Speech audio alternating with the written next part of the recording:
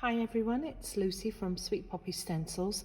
I thought I would do one of the demos that I didn't get a chance to do this week on Hajanda TV, and it's using the beautiful 4 backplate, which is designed for us by Tracy Dutton from Lavinia Stamps. It's a bigger image. She's made it bigger and very detailed, and it's beautiful ivy, as you can see. On this I'm going to be using some Oxide sprays. I'm going to be using my Distress inks because I love the depth of colour of them.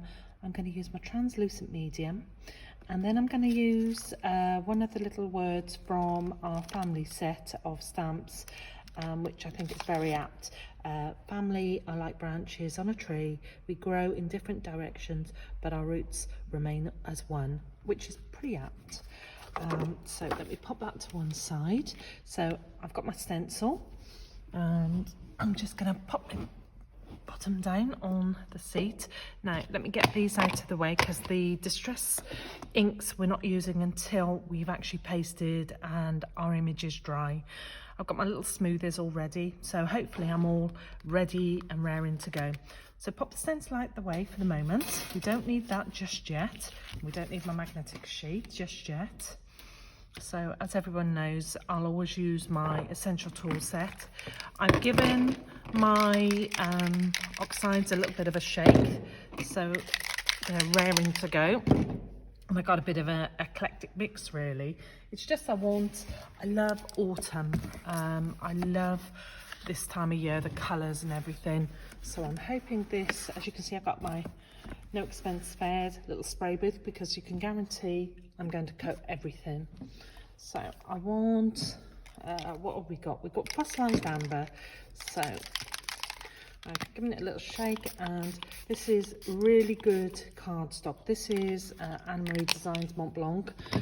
It just takes the inks and the waters so well. So I know some people will dry between layers. You know, I just play with it.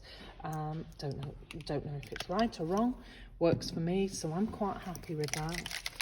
I like to get some colour down first before I start removing anything and seeing what I've got, watching it pool.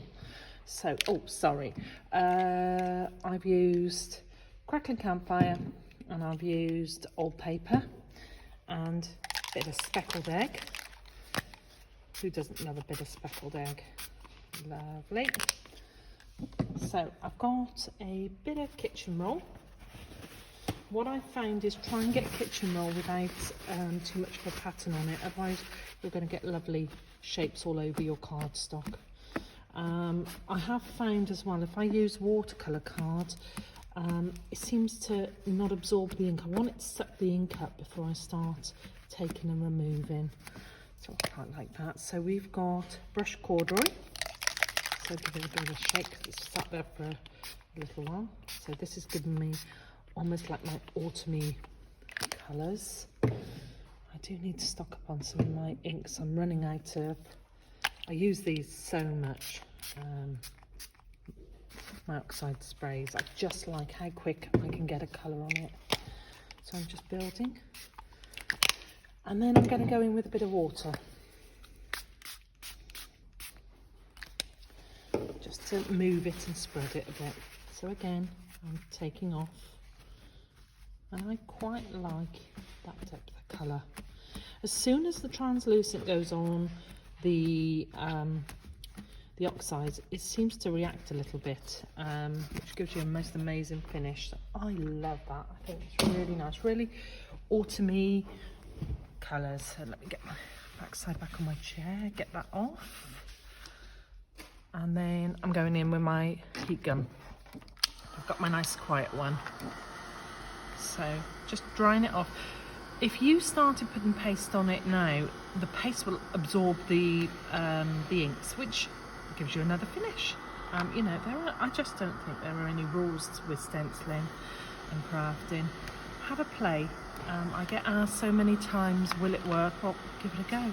It's a bit of card at the end of the day. It's, you know, it's not that expensive, and experiment and play. What you need to do is you need to try and keep your cardstock flat.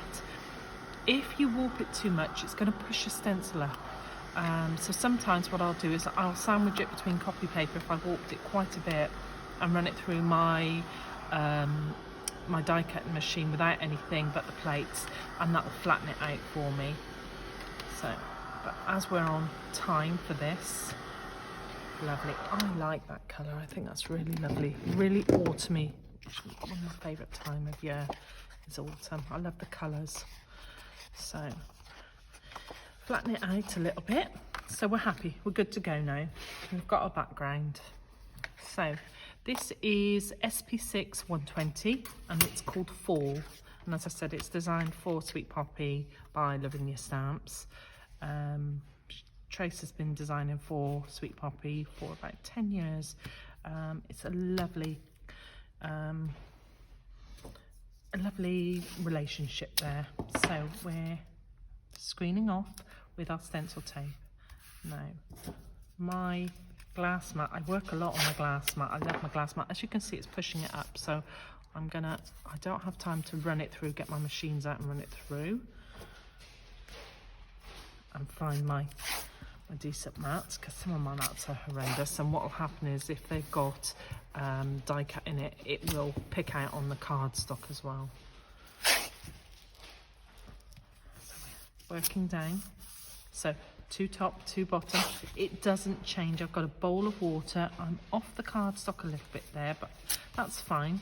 What I'm going to do is, I don't like half a dot. I'm just going to screen that off. So you could just do sections of it. You don't have to do all of it.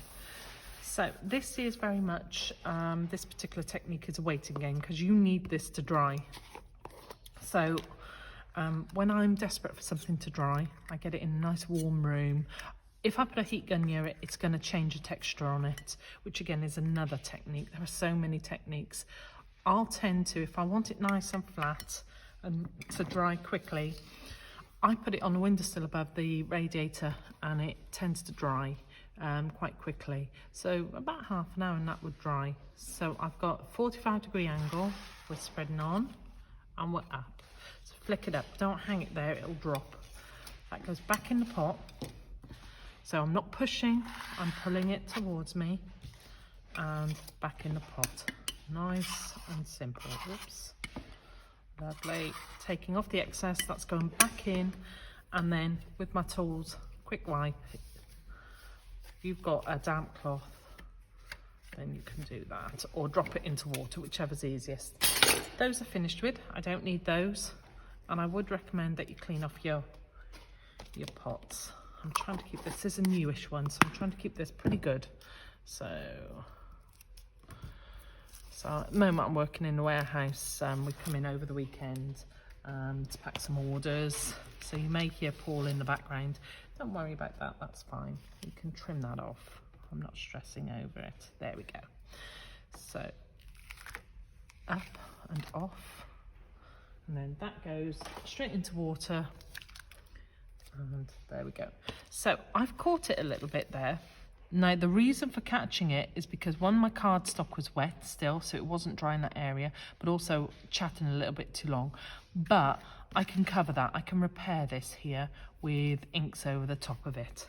So I'm going to, as you can see, you've got the beautiful image. So you can see it's white. Translucent, will dry completely crystal clear. If I used white, then you would have a beautiful white, whether it be a pearly cream white or the glossy white, and you can still put your inks over the top of it. It doesn't change. The only difference is with pearl white, you'll get a pearlized finish to your inks, and with glossy white, whatever inks you're putting on, whether it be oxides, whether it be distress inks, it will pick up the type of inks those are. So pop those to one side. So I've got now a beautiful dry body. Okay, so you've got 2 different ways of doing this. You could have put a translucent down and then sprayed your inks on top, and that would have given you that finish, quite a chalky base finish. Because I've done it the other way, I've now got a gloss finish to my work. Okay, so we don't need the magnetic sheet just yet. What I do need is I need to quickly get my little... Now, excuse how I'm cleaning mine. You will clean yours with a nail brush, and then you'll pat yours dry, because this has got lots of little non-link bridges, and what you might do is you might catch and damage. I'm just doing this for quickness because I've only got one of these out at the moment. I didn't want to grab another one. It's a bit wasteful, especially when I'm not at a show. If I'm at a show, I've got 2 or 3, but as I'm not at shows, I'm being very frugal with my stencils. So you would pat dry your stencil, you won't rub it. So do as I say, not as I do. There you go. They are sharp. They are so sharp. They're like knives. So, you know, think of it. Would you run your fingers up and down a knife? No, I certainly wouldn't. So don't do it with the stencils. So pull my sleeves up. So you've now got a dry body. So we're going to add depth of colour to it. So all we're going to do is we're going to now use the stencil as a mask. We're popping it on. And I'm trying to remember to keep it in shot. I'm on the little look, lovely. So I do apologise if it's out of shot, but my phone and stand is above me. So popping it, and all we're doing is we are screening off now. So keeping it nice and still. And it's a bit of tape at the end of the day. Don't think, oh, I'm wasting my tape. You're not. You've got 25 metres on these reels of tapes. So we're going in with Crackling Campfire, Fossilized Amber. I've got a little bit of Mowed Lawn, and then for darkness I've got Gathered Twigs. And as I said, these are your distress inks, not your oxides now. We had the oxides for the darkness, for the softness of the background. We've now got these for the depth of colour. So I think we'll go in with a green first. So I've got my green smoothie and I'm taking off. And all I'm doing is I'm just going over wherever I fancy a little bit of green. And we're just building up. So again, take off. You can add to it. You can never take it away. So again, so I'm dragging that. And I want a little bit darker so that we're working against the time here. Don't want to be waffling on for ages. So we're just building bit by bit by bit. So applying the colour. Now this was dried a couple of days ago, but only because it was for the TV show. But that's fine. You can prep them all and you can work with them straight away or leave them for a while. So Crackling Campfire. And this is a real, almost like a orangey, I wouldn't say it's a red, it's more orange than red. But it's gorgeous. I do love it. I'm learning to love the distress inks from Eileen. I never got on with them years ago, but now, what with the blending brushes and applying them that way, it's so much easier to how I used to try and put them on with a smoothie. I could never, I always got lines, but with blending brushes, I seem to be able to achieve something with it, which is fabulous.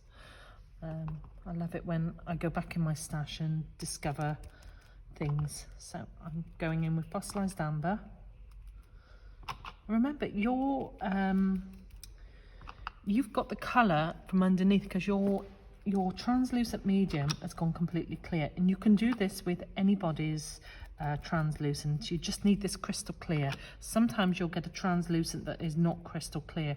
It's more opaque finish to it.